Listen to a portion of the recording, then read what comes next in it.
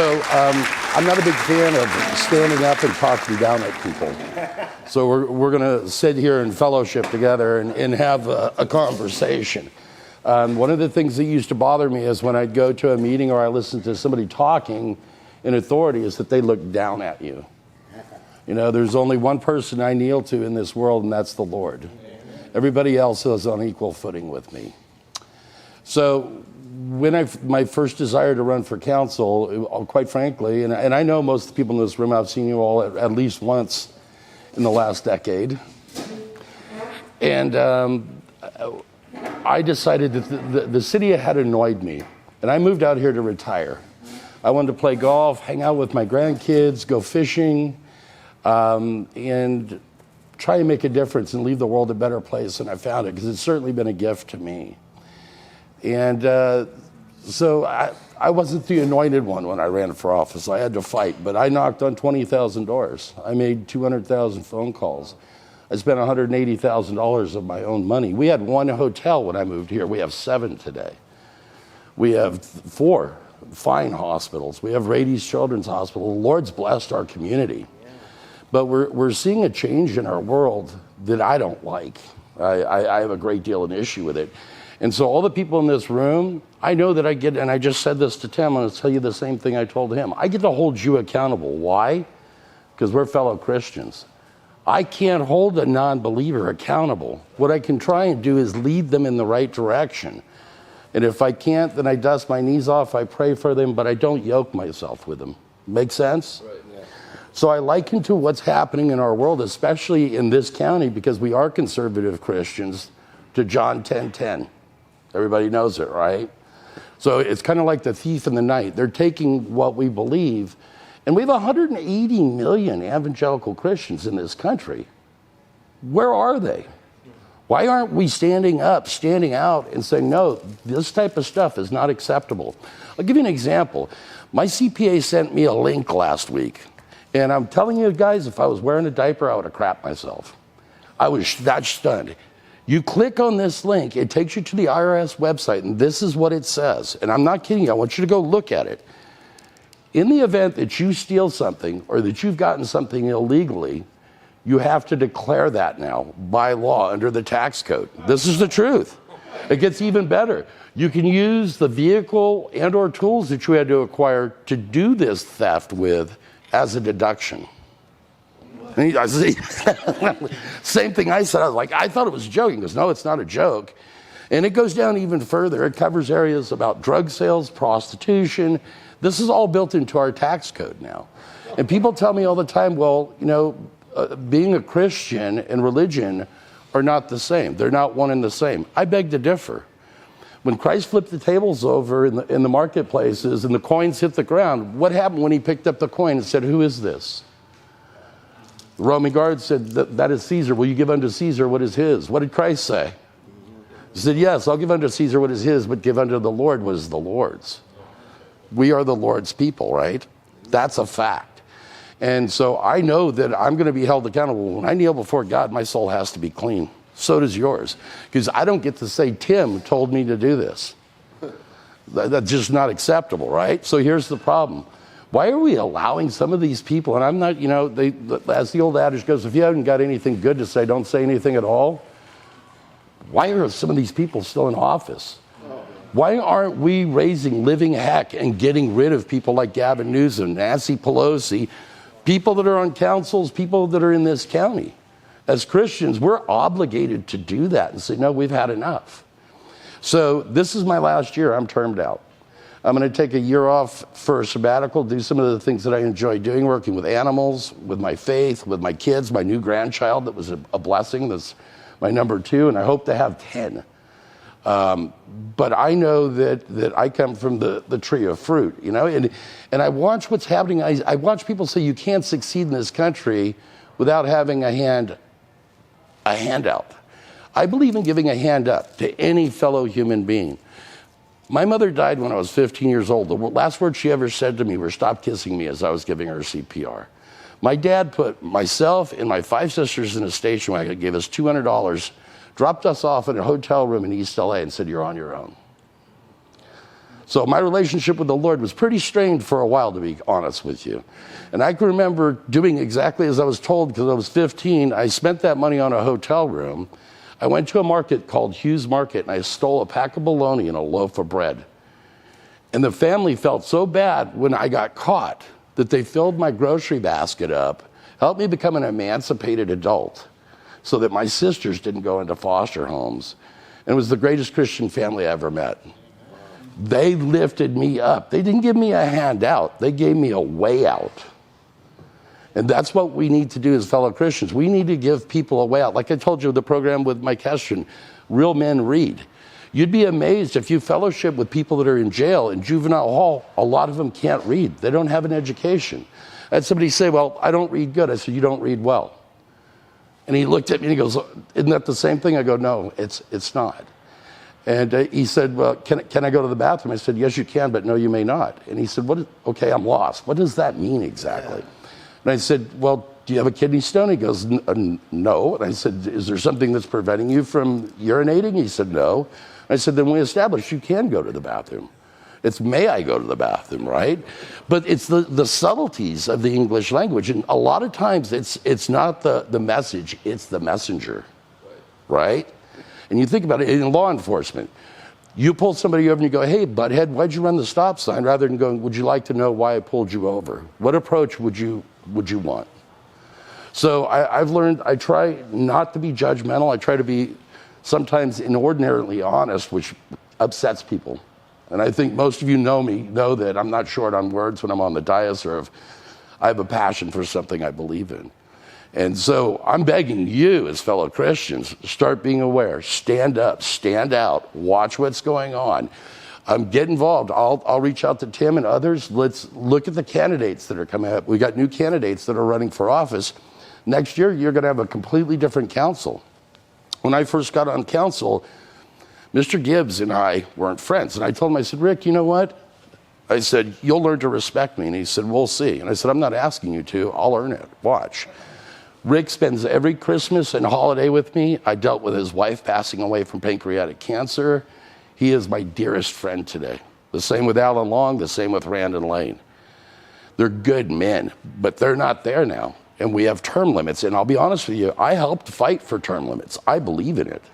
And everybody said, well, you can run again because of districts. I don't want to run again because of districts. Our forefathers set our country up, and this is a country that was created under God. Thank you, gentlemen. So having said that, it was supposed to be a part-time legislature. You were supposed to work 6 months for the people and serve, and then go home and take care of your family and your life. That's not happening anymore. People we have in office stay there forever. The only time we're safe, gentlemen, is when they're on vacation or break. Right? And try and ask and get an honest response from 80% of them. I'm not saying all these people are bad, but the vast majority have become intoxicated by what they perceive as power. And there is no such thing. You know who has the power in this world? The people.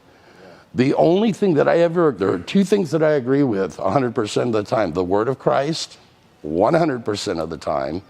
Any politician, the only politician I agree with 100% of the time, you're looking at him, me. Otherwise, we're all individuals, and we should think alike. We're not sheep, right? But what I'm seeing now is this brainwashing process. When we how many of you remember when we put in God We Trust back on the dais? Do you remember the crap show I had with that? They came after me. They wanted to sue me. They were there. And you know what? It's there. We prevailed. Same thing when I blocked marijuana dispensaries and stuff. That was a crap show, but we got it taken care of and we stopped it. So once in a while, you got to stand up and fight for what you believe in. And it's great to be meager and it's great to worship, but you have to help also be the shepherds in the community. And you guys are the shepherds. I mean, we have no one else.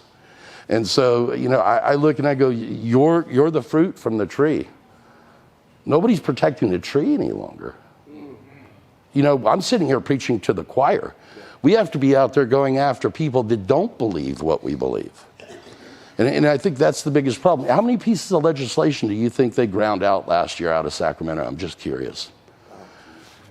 4,800. 4,800. As if we could be regulated anymore, right? So then I sit and I look and I go, okay, I told my wife, I said, the next alternative, probably in a year and a half, I'll run for district supervisor for Southwest Riverside County. And if I don't do that, then we're going to open a super PAC, and I'll call it Christian Super PAC, because I'm not going away. I'm going to shake this gallon of milk till it turns to a pound of butter. And I'm far more dangerous not elected than I am elected, because I get to say exactly what I want to say without offending. And we're always going to offend someone. It's just the way it works. I told Tim, I've been married 38 years this year. My wife and I agree to disagree on something every single day, and I love her more now than the day I met her. That should be the same for our country. And it's funny, because I used to watch my mom and dad. And my mom was a hardcore Catholic Reagan Republican. My dad was a John Kennedy Democrat Baptist Calvary man. That's just the way it was. And for many years, I didn't talk to him for 20 years. And then one day, I was walking into a supermarket, and I watched a guy screaming and yelling in the parking lot, he's pushing a basket. And I looked at him, and I was on my cell phone, and it was the bigger brick ones, if you remember those, the big motor. And I told my wife, I said, there's some lunatic screaming and hollering and yakking and talking to himself, everything else. Let me call you back when I get inside. And so I'm pushing the cart inside, and I'm talking to myself saying, this guy is nuts. He's absolutely lost his mind. And there was this on my shoulder. And I'm like turning around, and I'm looking, and nobody had touched me. And it occurred to me, well, you're a hypocrite. You're worried about this guy screaming and hollering and talking to himself, and you're talking to yourself walking through the store. That was God tapping me on the shoulder going, you're being judgmental. Don't point the splinter out in his eye when you got a telephone pole in yours. So we have to figure out, right?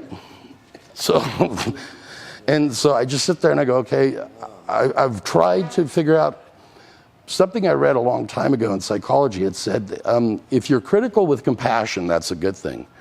If you're critical with hostility, that's manifested anger, and you need to take a look at it and understand who you're angry at and why you're angry.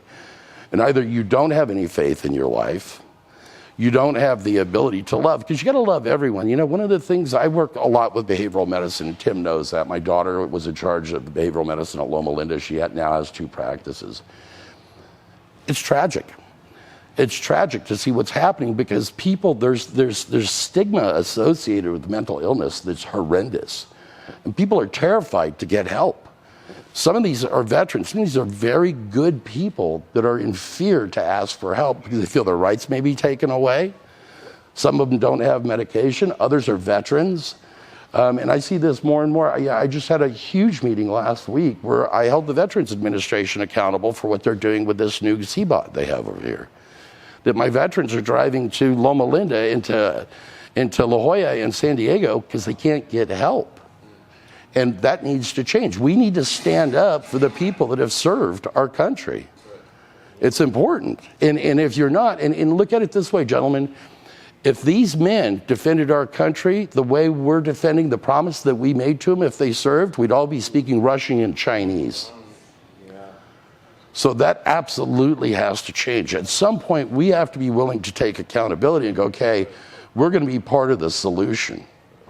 And if each one of us talk to 10 people, that's 1,000 people before we get down the block.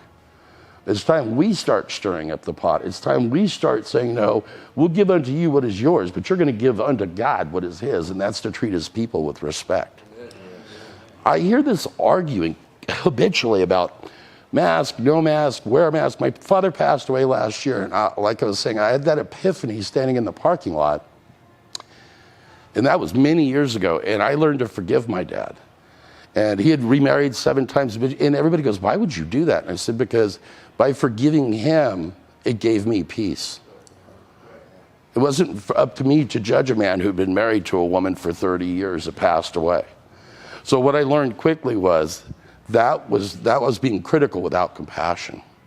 You have to be compassionate with everything you do in your life and understand Christ was a gentle soul.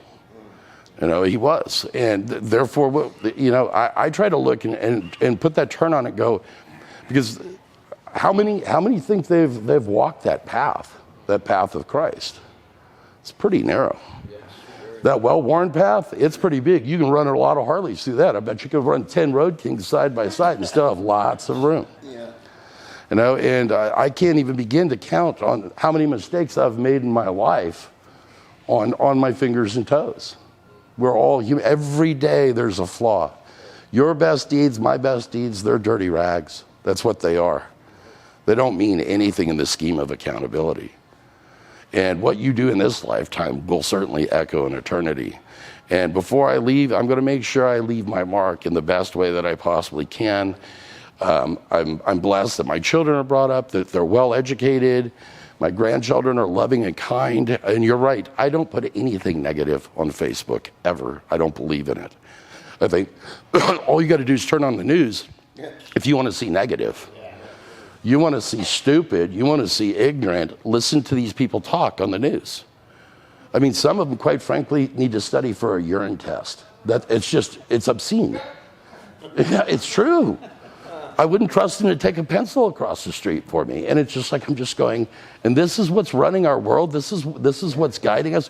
So your generation, everything was written print, in writing. My generation, we were TV babies.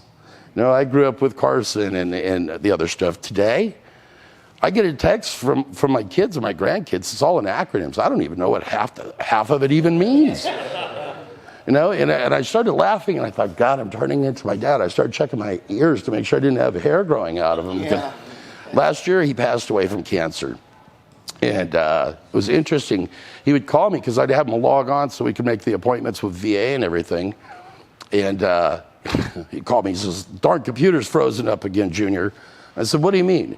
He goes, it's frozen. I said, hit Control-Alt-Delete and reboot it. And it got really quiet in the background. I'm going, why is it so quiet? He goes, there's no Control-Alt-Delete. I got Catarl. I got Tab like the soda. And I said, okay. I said, unplug the computer. Is it going to burn it up? No, Pop. Unplug the computer. So he unplugs the computer, he plugs it back in, he goes, oh, there it is, it came back on. I said, no, okay, now we're cooking with fire.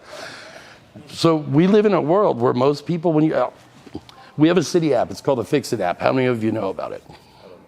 Okay, get on your phones when you got time, upload the Fix It app. If you're driving along and you see something now, you click a picture of it, it will GPS tag it and send it to them. You hit a pothole in the road, we now have an app, you can take a picture of it. You have a light that's out on your street. You have people. We have the Fix It app now. It took 7 years to get it here, but darn it, we got it here. We need to start using technology better and more effectively. I put up something the other day. I said, if you're a parent and you're mad at law enforcement for arresting your child, you're part of the problem. Why was your child arrested to begin with? That thing went viral. And when stuff goes viral that's correct, they take it down. They don't want people that are aware of what's going on around them. As we're fighting about masks and vaccines, they're passing all the other stuff. It's three-card Monty, right? They're going, here, watch us over here, as they're doing this over here. And that is the problem. So you know what? We're all here. We all got time. Let's start making a difference. So, questions for you guys. Anybody got any questions? Yeah. Can't be that easy. Yeah. So, are you still involved with the county? Regional Conservation Authority? I absolutely am. I sit on that executive board. I was made president 5 times, chairman of it. We started out, we had a task of 250,000 acres. We're down to 60,000. That entire plateau, all the way down to the other side of La Cresta into Anza, is all protected for life. It will never go away. We have 52 parks in the city of Murrieta, 27 miles of bicycle trails, and a 37 square mile radius. So the city is a great city to live in, and we need to protect it. You guys need to run for commissions, library commissions, park commissions. If you got time, you should be doing it. Especially someone like you. You guys know the land, all of you, and get out there and be part of it. Be part of the equation. You know, as in fellowship with the people that are there. That's how you reach out to non-believers. You know, I was chairman of the Republican Party for 13 years for the county, and I was in San Diego, and I was at a college, I won't mention any names, and they had asked me to be a guest speaker. So I get there, and they have this area that's all roped off. And I said, well, what is that? And they said, oh, that's a safe space. And I go, what is a safe space for an earthquake? Because I didn't know what they were talking about.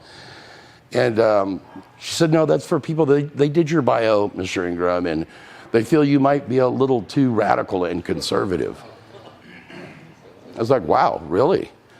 So I said, oh, this is going to be interesting. So this gentleman walks up to me and he asked me a question. I said, one moment, please, sir, I'm speaking with this lady. And he was offended that I called him sir. And he said, I don't identify with sir or madam. That was assigned to me. And I said, yes, by God. You know, it's nothing personal. What you do in your own life is your business, but now you're in my space yelling at me for calling you sir. And that's the society we live in now. I can't hold the door open for somebody at City Hall and hope that I'm not offending them now. And I was told this was to make our workspace and our lives more equitable. I don't know about you gentlemen, but I feel pretty darn nervous, to be quite frank with you. I feel like a dog that ate a hot chili pepper waiting for it to come out, because I never know what's going to happen now. I don't know if I can say, oh, you look nice this morning, or, you know, I like the shirt you're wearing. You know, and I was told, well, you know what, and you can pick on one of your colleagues, you know, if they decide to wear high heel shoes. I'm telling you, gentlemen, and I'll probably pay for it, if Tim came into work wearing 6-inch high heel shoes, I would not let him live it down. I would take a picture on that and I would hang it on a wall at City Hall, right? Well, but that's kind of the problem, right? The chief of police and I have a very good relationship. All the chiefs did. And Chief Wright used to call me Mayor McCheese. And everybody would go, oh, he's the mayor. You can't call him Mayor McCheese. Why can't he? I don't take myself that serious. I take the position serious. And having the ability to just sit and talk with people and have a dialogue is the key. So sitting there, I'm listening to these students. I said, what I'm going to do, I'm going to give you 5 minutes. You get to discourage me. This guy keeps following me around, going on and on and on about calling him sir. And I said, look, you know what? I'm calorically challenged. From this point forward, I only identify as trans slender. Does that work for you? And my wife goes, I can't believe you just said that. I said, well, how do I get rid of him? He won't leave me alone. You know, and you're going to have people that are going to do that, you know. So I listened to everything they had to say. And they said, well, you hate the environment. You hate people of color. You know, Republicans just aren't good people. And I was like, well, okay. So are you finished? And they said, yeah. And I said, everybody get out your little devices so you can wick this. I said, who is the creator of the national park systems in this country? Who started them? It was Roosevelt, and he was a Republican. Who created the EPA? Richard Nixon. Who created CEQA, the Clean Water and Air Act? Ronald Reagan. Who wrote the Emancipation Proclamation? Abraham Lincoln, right? The first woman ever elected to Congress that was a black female, Jeanette Rankin. She was a Republican. She got the right to vote for women to have the right to vote. So we are allowing our country's history to be rewritten. When you look at the Constitution, what hand of writing, what form of writing is it written in? It's written in manuscript, right? It's written in script, but it's cursive. What don't they teach today in school? All right? So how are you going to know your rights that are, by the way, that are given to you by God, not by man? If I give you something, I can take it away. No one can take away anything that God has given you or me. Only God can do that. And that's what they want. You okay? Let me know. We'll slap you on the back. So that's okay. I do it all the time, especially as I've gotten older. I got things creaking and cracking, and I swallow the wrong way all the time. So I think that this is intentional when you look at it. This is what they want. They want people bickering and fighting with each other. Like I told you, my mom and dad were polar opposite, and they go, oh, we're going to cancel your vote out. But one thing I knew about John Kennedy, he loved his country. He had his flaws. He was immortal, but he was a good man. You know, one thing I knew about Ronald Reagan, he had his flaws, but he was a good man. He cared about his country. You know, you look at Martin Luther King, the reason I pay homage to Dr. King was a good Christian man who actually cared. And most people don't know that Martin Luther King was a Republican. Yeah, he was. So, but that's what's happening in our society. We're dumbing everything down. I'll never forget telling, it may have been Caspar Weinberger, I said, you know, No Child Left Behind was a huge mistake. And they looked at me like I was insane. You know why? You take children out of the Los Angeles school district that come from a socioeconomic place and bring them here and put them in a school district. They may be a B or an A student there. They're going to be a D student here or a C student because the curriculum is so differently set up. If you want equality, it starts with equal education and equal opportunity and access to education. And not having all these different levels of education all predicated on where you live so that your district has that many kids in it and you want that money. So, and everybody goes, well, my tax dollars. I pay almost $9,000 a year in property tax on my home at Greer Ranch. $3,000, $4,000, $5,000 for a guess, $1,500, whatever it's going to be. How much of that you think actually goes back to the city, to your police department, your fire department, the rest? I'm just curious. Anybody can tell me? 6 cents on the dollar, 6%. 50% goes to our school districts. The remainder goes back to the county and the state. So I'm a pro believer in Prop 13, and I'm going to fight like heck to keep it, because I'll tell you why. Our retirees, if you have a retiree that didn't have a pension and they're on Social Security and didn't understand that the last 5 years that you worked is what your Social Security is based on. Before my father had passed, I had spent the last 5 years paying in the maximum for him, which is $5,000 a year. That's all you can pay in. That gets you up to $2,200. But then by the time they back out money from your Medicare, whatever else you're going to get, you're probably going to get $1,800 to $1,900. An average person will be 12. Let's call it 15 for the sake of argument. If you live 10 years into retirement, and this is where it gets kind of tricky, but you guys are a lot older, so you understand math far better than the newer generation. That's 10 years. If you have $1,500, and I go, the CPI, which is a cost of living increase, is 3% a year, right? In 10 years, that's 33.3% when I went to school. Has it changed? Right. 33.3 times 3 is 100%. So think about this. In 10 years, your disposable income is now $1,000. Where do you live in California for $1,000 a month? Do you see what I'm saying? So, one, as Christians, you're obligated to be financially responsible. Money doesn't buy happiness. It creates comfort. And I've always looked at it as a gift because I never had it. And when I made it, I remember the first real money I made, I went out and I bought a Bentley and a Rolex. I told my wife, I said, you know, I think I'm getting better looking as I'm getting older. Women are waving at me and smiling. And she goes, it's not you. It's the $300,000 car you're driving and $10,000 watch you're wearing. And then it occurred to me as I was sitting on the sidewalk looking at an S10 pickup truck that I had left, my 2 children and my wife, that I had a $24 million bankruptcy and I should have thought it out better. But I live in the greatest country in the world because you know what? I'm 57 years old today. I have an 850 FICO score. I carry no debt. I have no mortgage payment. And I owe no one anything except the Lord.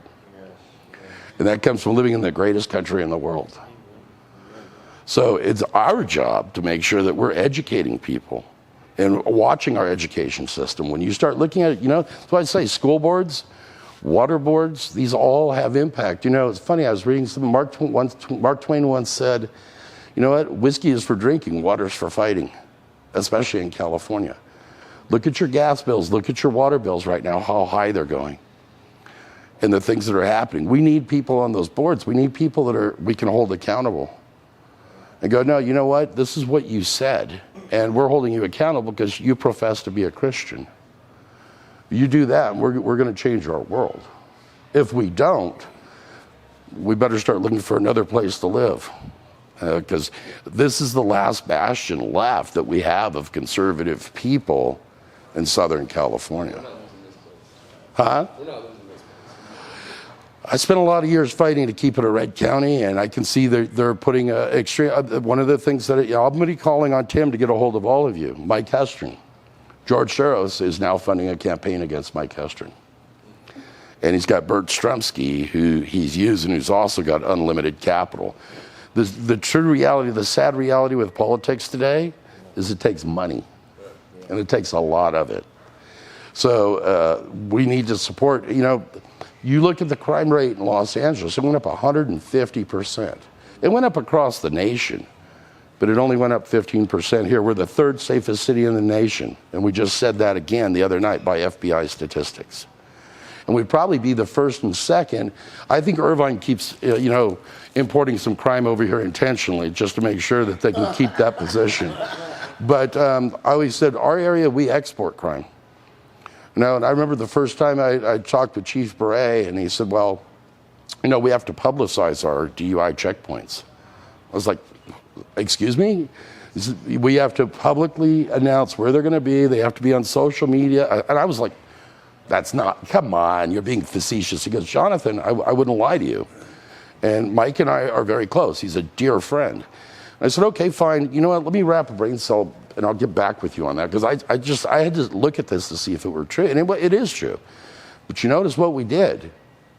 From that point forward, we don't have our DUI checkpoints where you can make a U-turn anymore. Because we're not allowed to have a chase vehicle either. That's entrapment. And it's clearly posted, no U-turn. So you're going to drive over a concrete island, or you're going to get a ticket. And if you happen to be drunk and you got a ticket, then that's your fault. And so that's the thing that I find really funny, is that people don't want to be held accountable. I won't mention the officer's name. When I first moved out here, living in LA, you do rolling stops all the time. And I had done kind of a rolling stop, and I looked over and I go, oh, shoot, there's an officer sitting there. So I pull over, put my hands where they can be seen, and I'm just like sitting there going, officer walks up and was very polite and said, why'd you run the stop sign? I said, I didn't see you sitting there. And the officer said, excuse me? And I said, I didn't see you sitting there. Well, think about it. If I saw the officer sitting there, right? And you can see they were like, well, have you been drinking? No, I don't drink. Are you using drugs? No, I don't use drugs. Do you have any weapons in the car? Yes. What do you have? A loaded 9mm. Why are you carrying a loaded gun? Because I can't throw a rock at 1,500 feet per second. And right? And do you have a concealed weapons permit? You betcha. And so that's one of the things that I believe in is, you know what? You want to come into my church? Be prepared. Be prepared. And that's where we all need to be prepared. If you have the ability and your legal right to obtain a concealed weapons permit, you should. You should. Absolutely. You can get a concealed carry here in Murrieta, and I'm very proud of that. And I love our sheriff as well.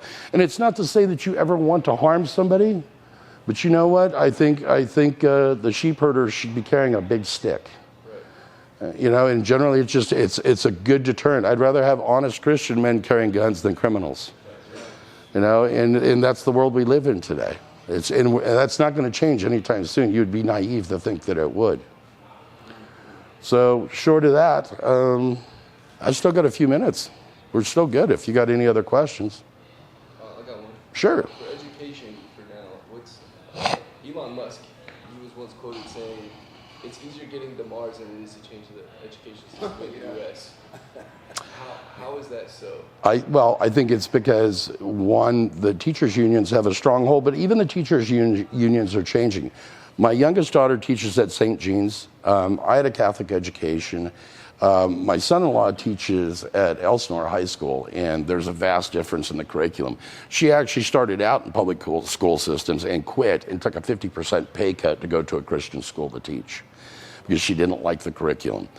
Education starts at home, first and foremost. My kids never went to private or public school. I don't believe in it. I had a comment, I won't mention the politician, very famous, used to be our governor. I spoke about the mass exodus in California. And he said, yeah, there is. And I said, so what are we doing about it? And he goes, why would I do anything about it? I was like, okay, you got my attention. He said, look, if we're spending $14,000 a year to $21,000, all depending on the district you're in, to educate a child in the state of California, what's the median income in Murrieta? I said $86,000 a year. He goes, good. Let's use the $21,000 figure. If that person has 4 children and they're going to a public school, how much is that? I go, that's $84,000. He goes, again, why would I want them to stay here? But that's the mentality. And if you're not making $500,000 a year, you're not going to be able to live in California, especially if they get their way with Prop 13. And if you guys don't stand up and fight for Prop 13, they're going to come after you first. Why did Howard Jarvis start Prop 13? Does anyone know? I don't understand what Prop 13 is. Proposition 13 says that they can never tax. Okay, so if you purchase your house for $100,000, your tax base is predicated at 1.25%. No higher than 2% ever can your property tax go up. Howard Jarvis had a problem because his retired mother, who'd worked for her home for 30 years, couldn't afford to live in it because her property tax went up. They kept reassessing it constantly, i.e. Texas. So in most other states, what we have here, the only reason people have stayed here and you haven't seen that mass exodus is because of Proposition 13. They're going after that. And when you looked at the single payer medical that they were trying to push down all our throats last month, it's funny, everybody was up in arms. I read the entire thing. I came back and I said, you know what? They're going to try and make nurses state employees, all nurses in the state of California. The nurses union will never buy off on that. This will never pass. It was shot down. So people will come back and fight. But you know what I found about people is that the people only stand up and fight when it impacts them. I never gave the opportunity for anybody to teach my children anything. They either studied from the Bible or they studied curriculum that made sense. And I taught my daughters how to be independent thinkers, how to earn for themselves and not to be dependent on anyone. And that's important to me. And to give back to their communities. And I think you know that, Tim, when you see JoJo out there at 6 years old, she's giving back to whether it's veterans. We don't celebrate a holiday in our home without taking care of others first. And that's a reward to me. That's an important thing to me. And call it selfish, call it what you may. My dinner goes down a lot better when I know that I've helped feed somebody else before I've eaten. And so, question, how many days in this room, how many days has an individual gone hungry? 1 day? How many days have you gone without food or gone hungry? 17 days?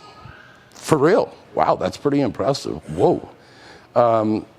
Anyone else? Day, 2 days, 4 hours? 21 days. And so I know what it's like to starve. Been there, done that. And so I don't want anybody to starve. Anybody that comes near me, that's at my house, what you're going to find out about me is we're going to feed you. We're going to love you. We're going to treat you with respect and treat each other with respect. I don't ask it. I demand it in my home. And I am the king of my castle. So, and that's what I expect from our city as well, right? That the people that represent us treat us as the kings of our castle, and that we all get together and and that's what I loved about working with Mr. Gibbs and the rest. Very good men who absolutely care about the city. You do have some blessed people now in our city. Our city manager is an amazing lady. Our city council, we have a great city council. Lori Stone and Dr. DeForest are amazing. Cindy Warren is amazing. We'll see what we can do next year when we have to go for elections again. I'm working to bring other people in that I think would be great as council members. We'll reach out. I won't be a stranger. I'll try and attend more meetings and let you guys know, keep you in the loop for what's going on. Having said that, we've only got 5 minutes. You want to say prayer? Would you pray us out? Heavenly Father, thank you for affording us the opportunity to be here today in fellowship together and to have conversation. These conversations are needed, and we ask that you bless our country, all that serve our country. The men that are sitting in the room today, we ask you for your guidance and your support. And we ask this in Christ's name. Amen.